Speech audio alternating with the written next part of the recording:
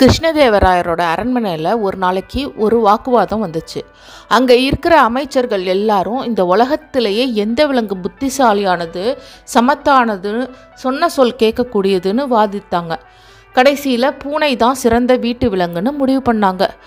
உடனே அரசர், நம்ம நாட்டில் உள்ள பூனைங்களுக்கு எல்லாம் ஒரு போட்டி, யாரோட பூனை சொன்ன சொல் கேட்டு நடக்குதோ அந்த பூனையோட முதலாளிக்கு 1000 பொன் காசு கொடுக்கப்படும் அப்படின்னு அறிவிச்சார். இதை கேட்ட தெனாலிராமனுக்கு ஒரே குஷி. தானும் அந்த போட்டியில் கலந்துக்கிட்டு ஜெயிச்சா அந்த பணம் நமக்கு தான் அப்படின்னு நினச்சாரு. போட்டி அன்னைக்கு எல்லாரும் தங்களோட பூனைங்களை கொண்டு வந்து போட்டியில் கலந்துக்கிட்டாங்க.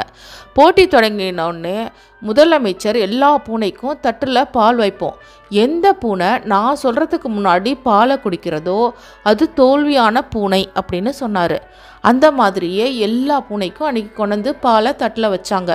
ஆனால் தெனாலிராமனோட பூனையை தவிர மற்ற எல்லா பூனையும் பாலை குடிச்சிருச்சுங்க. இதை பார்த்த அரசர் தெனாலிராமனோட பூனை தான் ஜெயித்தது அப்படின்னு அனௌன்ஸ் பண்ணார். பொன் மூட்டையும் தெனாலிராமனுக்கிட்ட கொடுத்தாரு. அரசர் தெனாலிராமன் கிட்ட கேட்டார், அது எப்படி உன்னோட பூனை மட்டும் பால் குடிக்க வரவே இல்லை அப்படின்னு கேட்டார்.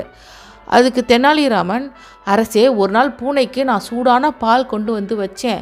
அவசரப்பட்ட பூனை அந்த பாலை குடித்து வாயை சுட்டுக்குச்சு. அதில் இருந்து நான் சொல்கிற வரைக்கும் அது பாலை குடிக்கவே குடிக்காது அப்படின்னு சொன்னார்.